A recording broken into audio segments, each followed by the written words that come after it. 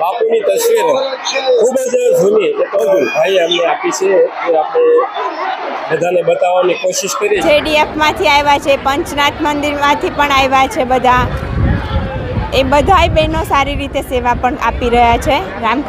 આમ જનતાને સંપૂર્ણ લાભ મળે અને પૂર્ણપણે આનંદ અને ભોજન પ્રસાદ થશે. જય સિયારામ, જય સિયારામ, જય સિયારામ, જય સિયારામ, જય સિયારામ, જય સિયારામ. નમસ્કાર મિત્રો, સ્વાગત છે તમારું અમારી ચેનલ લોહમ ટ્રાવેલમાં. તો મિત્રો, હાલ આપણે ઉપસ્થિત છીએ રંગીલું રાજકોટ કે જ્યાં સદભાવના વૃદ્ધાશ્રમ દ્વારા સરસ મજાની પરમ પૂજ્ય વિશ્વવંદિત સંત શ્રી મોરારી બાપુની રામકથાનું આયોજન થઈ રહ્યું છે.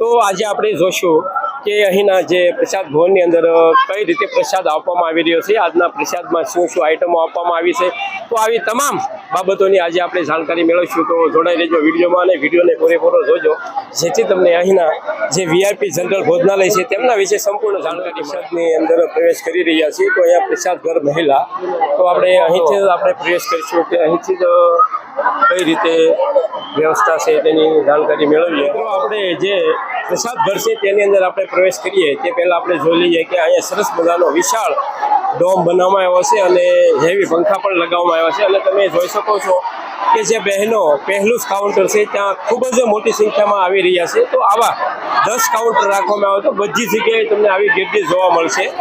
શું નામ છે બેન તમારું? આરતીબેન ટાંક. તો અહીંયા જે બહેનો બધા સેવા આપી રહ્યા છે રસોઈ વિભાગમાં, તે બધા બહેનો ક્યાંથી પ્રોપર રાજકોટથી કે? હા, રાજકોટથી જ છે. બધા અલગ અલગ મંડળમાંથી પણ આવ્યા છે. બધા જેડીએફમાંથી આવ્યા છે, પંચનાથ મંદિરમાંથી પણ આવ્યા છે બધા. એ બધાય બહેનો સારી રીતે સેવા પણ આપી રહ્યા છે રામકથામાં.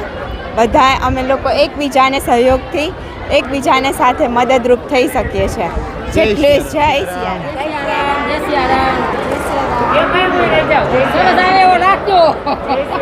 જય સિયારામ, જય સિયારામ, જય સિયારામ, જય સિયારામ, જય સિયારામ, જય સિયારામ, જય સિયારામ, જય સિયારામ, જય સિયારામ, જય સિયારામ, જય સિયારામ, જય સિયારામ. તમે જોઈ શકો છો બહેનો સેવા આપી રહ્યા છે. જય સિયારામ. ખૂબ સરસ અહીંની વ્યવસ્થા છે અને લોકો પ્રભુ પ્રસાદ લઈ રહ્યા છે. તમે જો જય સિયારામ, જય સિયારામ, જય સિયારામ, જય સિયારામ,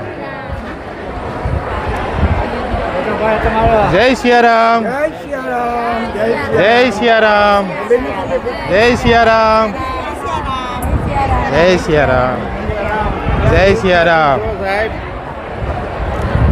જય સિયારામ બહેનો, જય સિયારામ, જય વિશ્વકર્મા. શકો છો કે જે અહીં પ્રસાદ ઘર છે ત્યાં તમે 10 કાઉન્ટર રાખવામાં આવે તો છતાં પણ તમને નજરમાં તમને સતત એક ફેટ સુધી જે જનરલ ભોજનાલય છે તમે જોશો તો તમને બીજું કાંઈ નજર નહીં આવે. બસ જેટલા કાઉન્ટર રાખવામાં આવ્યા. જય સિયારામ. સદભાવના ટ્રસ્ટ આયોજિત મોરારી બાપુની કથાનો આજે બીજો દિવસ છે. રવિવારની જાહેર રજાને કારણે આમ જનતાને સંપૂર્ણ લાભ મળે અને પૂર્ણપણે આનંદ અને ભોજન પ્રસાદ થશે.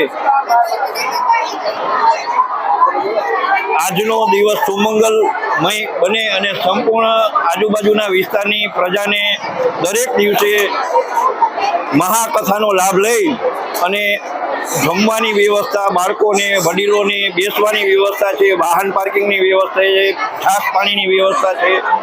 તો દરેકે લાભ લેવો અને આ અમૂલ્ય અવસર માનવીય જીવનમાં ક્ષણિક લાભ મળે એના માટે લેવાની ખાસ હસમુખભાઈ પટેલ તરફથી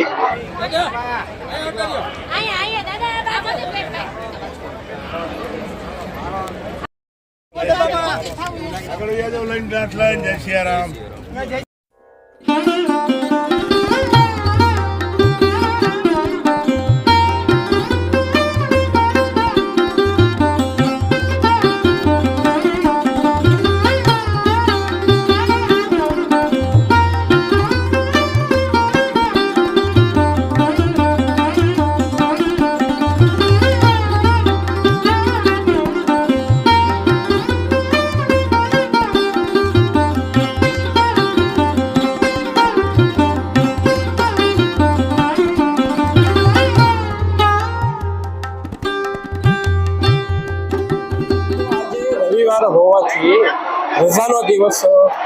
પહોંચી એટલે ખૂબ જ મોટી સંખ્યામાં જે ભાઈઓ તથા બહેનો જે બાપુની કથાનું રસપાન કરવા માટે પધાર્યા છે. તમે જોઈ શકો છો કે અત્યારે રસોઈ વિભાગની અંદર કેટલી ગીર્દી છે જે તમને જોવા મળે છે. તમે જોઈ શકો છો અહીંથી 30 થી 40 ફૂટ બહેનોની જે બીજું કાઉન્ટર છે ત્યાં લાઈન જોવા મળે છે.